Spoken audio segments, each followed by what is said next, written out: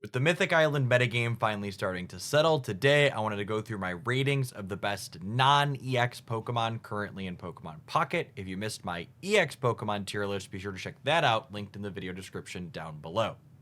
Let's start with the S tier, the best of the best. The 5 best non-EX Pokemon in Pocket right now, in my opinion, are Mythical Island Tauros, Druddigon, Hitmonlee, Zebstrika, and Greninja. Mythical Island Tauros was a phenomenal release valve to have added to the format that decks can play to have counterplay into opposing EX Pokemon. 120 clears out EX Pikachu in one shot, giving you a phenomenal tool against one of the top meta decks. And when you pair it with Giovanni, a potent supporter, 130 damage clears out Mew EX, Celebi EX, Starmie EX, and Arcanine EX after it takes a hit for 20 to itself. Druddigon spawned an entire series of decks based around its ability to have a beefy body you can put up front that notably does retaliation damage back to the opponent without requiring any energy investment. A 2 energy retreat cost also pairs quite well with a copy of Leaf, letting you get Druddigon out of the way once whatever you are preparing in the backline is set up and ready to start attacking. Hitmonlee and Zebstrika are not only generically good cards on their own, but in the context of our format where these Druddigon decks have become popular, their ability to reach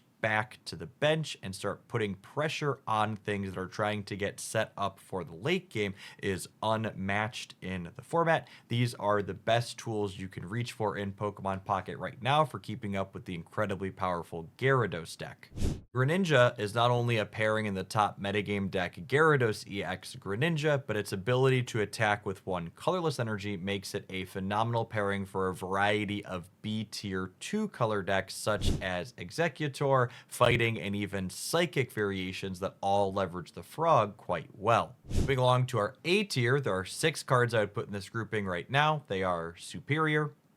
Gardevoir, Marshadow, Farfetch'd, Genetic Apex Exeggutor, and Dedian. Gardevoir and Superior earn their slot in the A tier by being one of the key support cards in a commonly played archetype. Gardevoir accompanies Mewtwo EX, so you can side drive every single turn, and Superior doubles up the amount of coins you get with a Celebi EX, making your variance card quite a bit more consistent. Marshadow and Farfetch'd go hand in wing, with Farfetch'd being an efficient basic Pokemon that can start pumping out damage with a single energy, and then Marshadow offers you a big burst of 100 points of damage once your opponent finally knocks out your 60 HP duck. Genetic Apex Exeggutor is a fantastically powerful addition to basically any deck that's playing Exeggutor EX. Having 3 copies of a stage 1 to evolve your Execute from gives you a potent amount of consistency, and the fact that you're only giving up 1 knockout point with this baby Exeggutor is key to a lot of game wins no other card could get you. Dedian is a card that is optimized one of the last remaining slots in the Pikachu EX deck. While its attack does a minimal amount of damage, having a 50% chance to effectively time walk your opponent, buying you an extra turn, is really potent in a deck that pumps out a lot of damage very quickly. Our B tier today is the largest grouping, and also I think some of the most interesting cards to talk about. These are all cards that have put up some amount of successful results in tournament play, but aren't mainstays in any of the meta decks right now. I wouldn't be surprised to see any of them be a part of a breakout deck as something got optimized more efficiently around them. Our B tier non-EX cards right now, in my opinion, are Melmetal, Mythical Island Exeggutor, Genetic Apex Weezing, Arbok, Jolteon, Mythical Island Vaporeon, Mythical Island Electabuzz, Genetic Apex Raichu, Lumion, Jinx, Articuno, and Zapdos. Melmetal, or specifically its basic Pokemon, Meltan, is a card that feels like it got a lot better with the addition of Druddigon decks to Pokemon Pocket's metagame. Being able to just sit and amass in front of something that's not going to be attacking you back is a good way to get ahead on energy, and Melmetal's 120 damage for a single attack is quite potent into a lot of things that are going on in the metagame, especially when paired with a copy of Giovanni. Finally, Key Supporter Blue was added to the game with Mythical Island as well, which in tandem with Melmetal's built-in Pokemon ability means it can actually survive a side drive hit from a Mewtwo EX, giving you key survivability in a spot where you'd previously just been dead. Mythical Island Executor is a powerful, albeit narrow card. Its 4 energies to attack is a steep price to pay outside of superior decks, but inside of superior, when you can fire it off for just 2 energy, you're often going to be dealing triple digits worth of damage on a Pokemon that only gives up 1 knockout point when it gets cleared. Genetic Apex Weezing is one of my top picks for underexplored powerful cards in Pokemon Pocket right now, when the Scolipede variation proved to ultimately not be competitive inside of higher level play. The card mostly fell by the wayside, with a lot of people favoring Druddigon as their preferred stalling variation. I think Weezing in tandem with our next card, the B tier Arbok, or perhaps some other variations that have yet to be explored, could offer a lot of potency in this metagame. Arbok, speaking of, is a card that is still really solid into decks like Mewtwo EX and Pikachu EX, but I will say it does come up a little bit short against Celebi and other grass decks that typically have Erica to shrug off an entire attack. Jolteon feels like one of the most powerful electric cards in Pokemon Pocket that just doesn't fit cleanly into the EX Pikachu shell, since Eevee, its basic, is colorless, dealing on average 80 points of damage for 2 energy on a non-EX Pokemon is really potent, and if you high roll just a little bit with 3 heads, dealing 120 on a lightning Pokemon lets you clear key metagame staples like Moltres, Zapdos, Articuno, and even Starmie in a single shot. Mythical Island Vaporeon is a card that has an incredibly powerful Pokemon ability when it gets online, but it hasn't quite risen to the top of the metagame due to the Gyarados decks that are likely its best home, favoring Druddigon to stall rather than the flexibility of having lots of water Pokemon to shift your energies between. Mythical Island Electabuzz is a reasonable utility card that lets you reach past those Druddigons and attack things that are powering up on the bench, but it's notable that requiring 2 energy here means that Magikarp get a window to evolve into Gyarados before you have a chance to pick it off, meaning Zebstrika is generally the favored tool for this in the electric colors.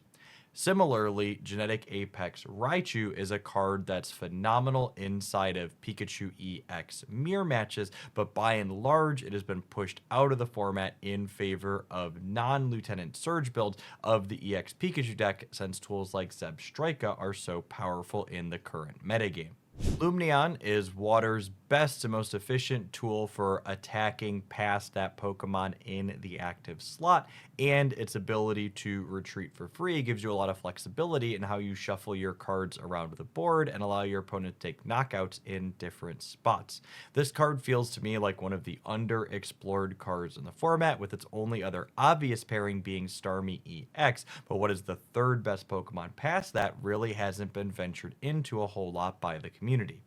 Jinx is a card that we've seen sporadically pop up in various Psychic decks, such as Mewtwo or lower tier things like Gengar. Its Psychic attack is an anti-meta tool in a way, being phenomenal into high energy attackers like Celebi and Blastoise EX. Baby Articuno and Baby Zapdos occupy the space of being a 100 HP non-EX basic that has a retreat cost of just 1. These occasionally see play in things like Pikachu EX decks or Misty decks as walls you can put up front to occasionally attack with, but by and large they're just soaking damage and then retreating with the help of an X speed once you get your primary attacker set up and ready to go. Our C tier today is filled with what I would describe as a lot of fan favorite Pokemon, novel effects that people like playing, or characters that folks are attached to, so they see a pretty reasonable amount of play, especially in proportion to their ultimately low power level. The C tier non-EX Pokemon right now, in my opinion, are Dhelmise,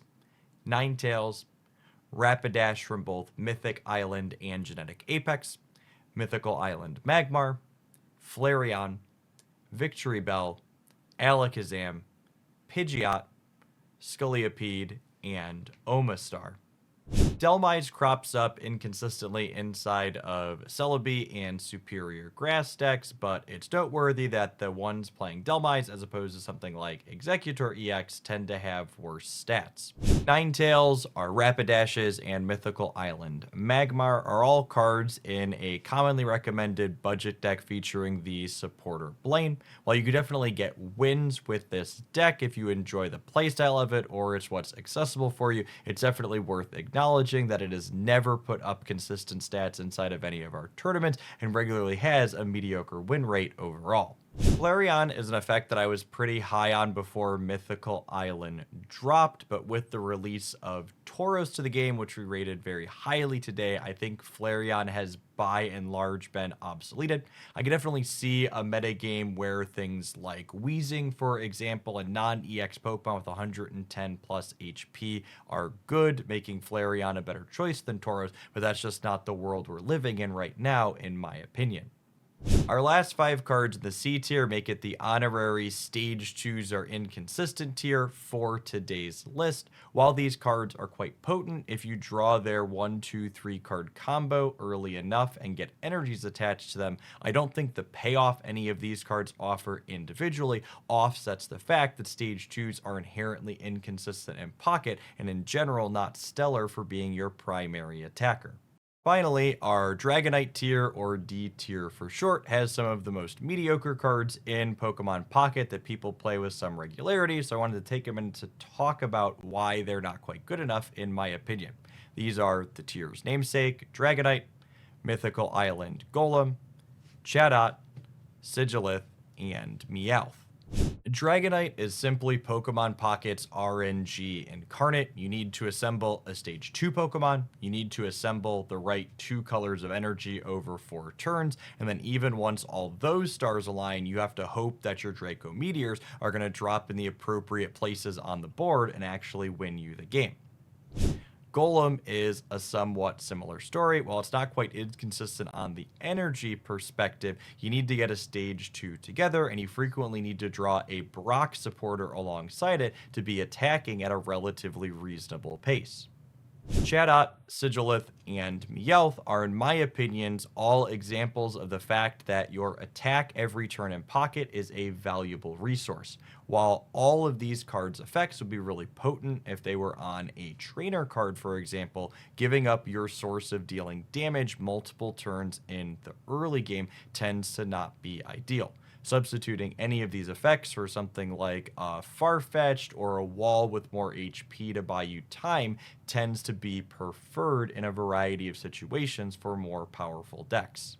Those of you at home will note that this is far from a comprehensive list of all of the non-EX Pokemon in Pocket. It's important to remember that in a game powered by booster packs, a lot of the cards in Pocket are just pack filler that are there to take up space while you crack more packs looking for the cards you actually want to play with. That being said, I wouldn't be surprised there's some opinions at home on cards I failed to mention that you think are good. I would love to hear about those in the comments down below. If you made it this far into the video, even if you didn't agree with everything, I bet you enjoyed at least some of what I had to say, so I'd ask you to smash that like button, and if you happen to be new here, make sure you subscribe to the channel. I do card evaluation stuff like this, metagame reviews, and off-meta deck highlights here 7 days a week, and I'd love to see you back again sometime. Thanks for making it all the way through to the end, and may your next pack be an excellent one.